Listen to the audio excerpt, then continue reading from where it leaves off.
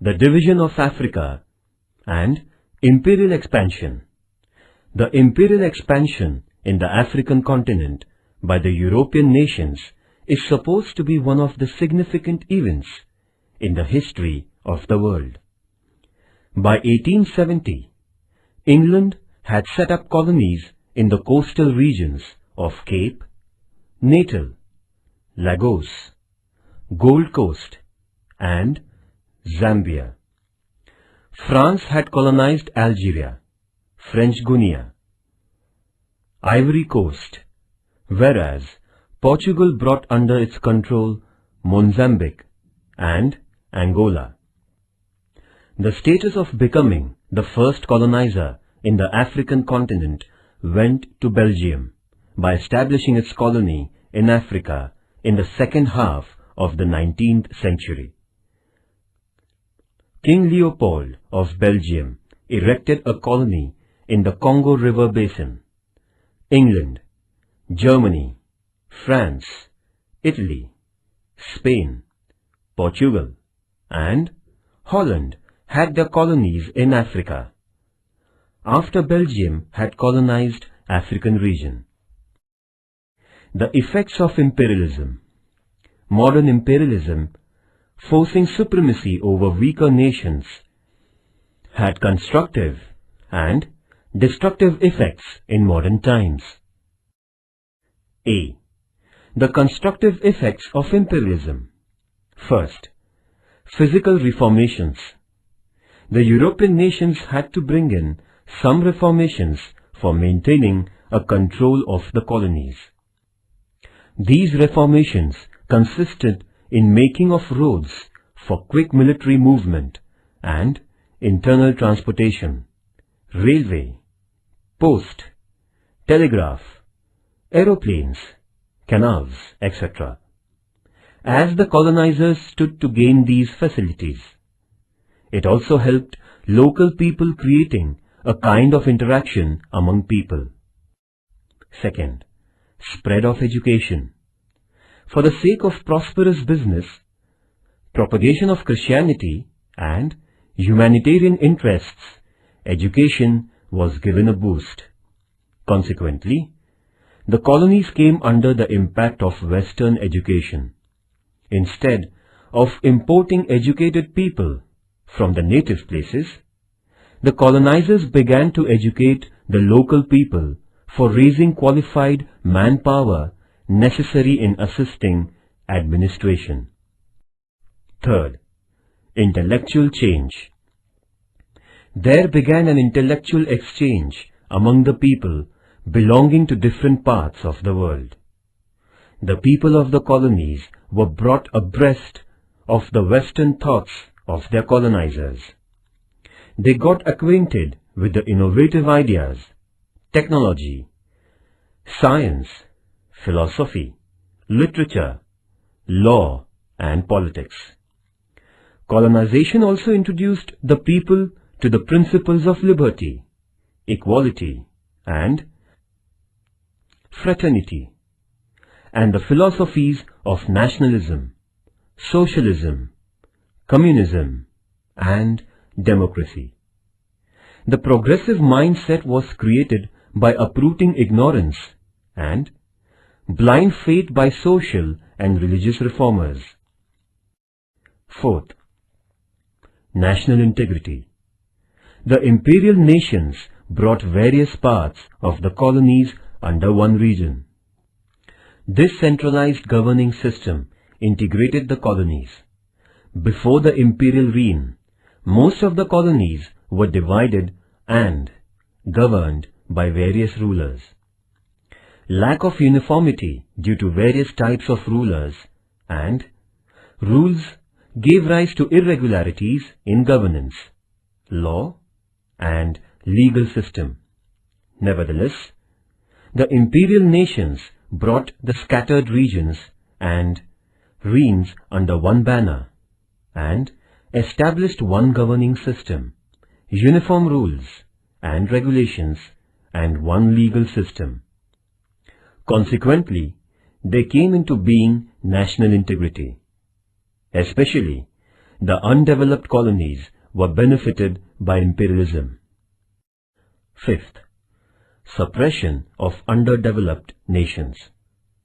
The imperial nations had the objective of developing themselves by ruling the colonies. They governed the people in the colonies thoughtlessly. Many nations in the world were put into the shackles of dependence. The nations which had lost independence were made to undertake a long drawn-out struggle for freedom.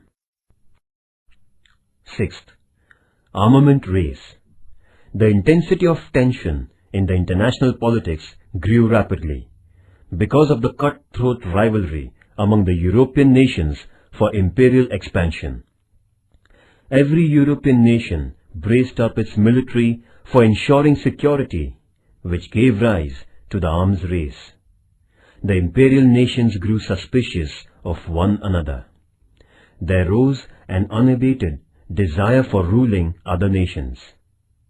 The small-scale struggles gradually magnified into intense conflicts like the First World War, which eventually broke out in the year 1914. B. The destructive effects of imperialism. First, trade of slaves. The imperial nations ill-treated the people of the colonies. They began the ghastly practice of buying and selling slaves for getting laborers at cheaper prices. Second, decline of values. In order to maintain the reign, the imperial nations adopted the policy of divide and rule. They deliberately sowed a sense of hostility among social groups. There witnessed a degradation of morality in the colonies due to enmity, violence, selfishness, and indulgence among the people. Thus, the atmosphere in the colonies were polluted by the colonizers. Third, economic exploitation. The European nations had been vying with one another for procuring the raw materials and capturing markets for their products. They found the undeveloped nations to be a source of raw materials and potential markets. Thus, colonies were set up for economic exploitation. Fourth, destruction of village autonomy. As far as India was concerned, the land revenue system adopted by the British government had a totally adverse influence on the rural life. Farmers had to mortgage their land. Instead of money, they started to give land for paying the taxes to the white government. As a consequence, the farmers became bankrupt. The goods exported to England were taxed. The villages lost their self-reliance. Indian industries were closed down, making workers jobless. Fifth, rise of new leadership. The European nations created the domination over the nations of Asia and Africa. The royal regimes and the feuds of the colonies were put down and brought a monopolistic governance. The newly educated middle class started to oppose the Western imperialism. As a result, the progressive-minded members of the middle class led many struggles for freedom. C. Imperialism in Africa. The Portuguese sailor Bartholomew Dias had undertaken a mission of discovering India. However, he could reach Cape of Good Hope only and couldn't go to India. Nevertheless, his sailing brought the African continent to the notice of European nations. The trade of slaves carried on by Europeans brought the European nations in association with the coastal regions of Africa. Till the middle of the 19th century, the Westerners didn't have any idea of the interiors of the African continent. Africa had dense forests, big lakes, perennial rivers, and large tracts of deserts. However, the composition of Africa was not known to the world at large. Hence, it was called the unknown or dark continent until the 18th century.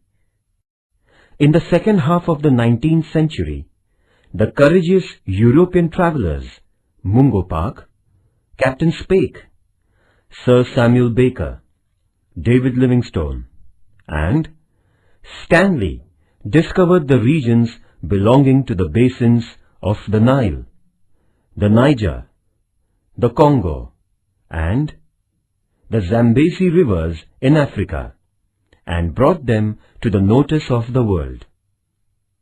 The book written by Stanley, an American journalist, created among the European people a kind of attraction towards Africa. It gave rise to the public opinion favoring colonization of regions in the African continent. European nations began the competition for capturing the best regions of Africa. The travelogue by Stanley woke up a curiosity in the European people regarding Africa. England. England set up its colonies in the Niger River basin of Africa. In addition, England held its domination of Cape Colony, Sudan, Uganda, Rhodesia, East Africa, Zambia, Nigeria, etc.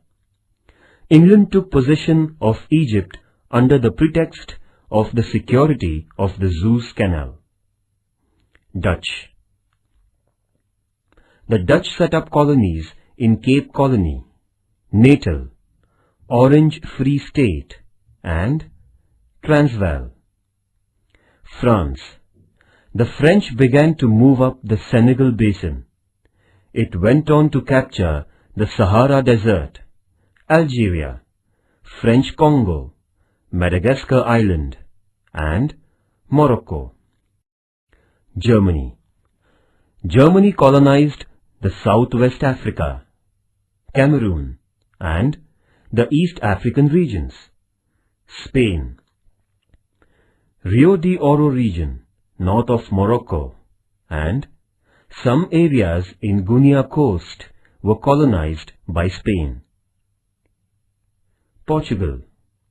The Portuguese dominated the eastern regions, Angola region, and Mozambique. Italy. Italy captured Eritrea, Somaliland, Tripoli, and Cyrenaica regions in Africa. Bearing Ethiopia and Liberia, the entire African continent was colonized by the European nations. The African nations remained under the foreign rule for years to come. The European nations exploited these nations in various ways and grew richer. The Berlin Conference.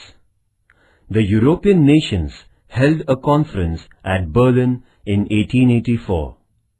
The conference, which was held between 1884 and 1885, agreed to a principle of effective possession. It gave consent to King Leopold's possession of the region in Congo and passed a set of directives for the division of the African regions. Later on, the European nations distributed the African regions among themselves by the year 1914. It was collectively agreed that the new possession of a region in Africa would be interactively decided.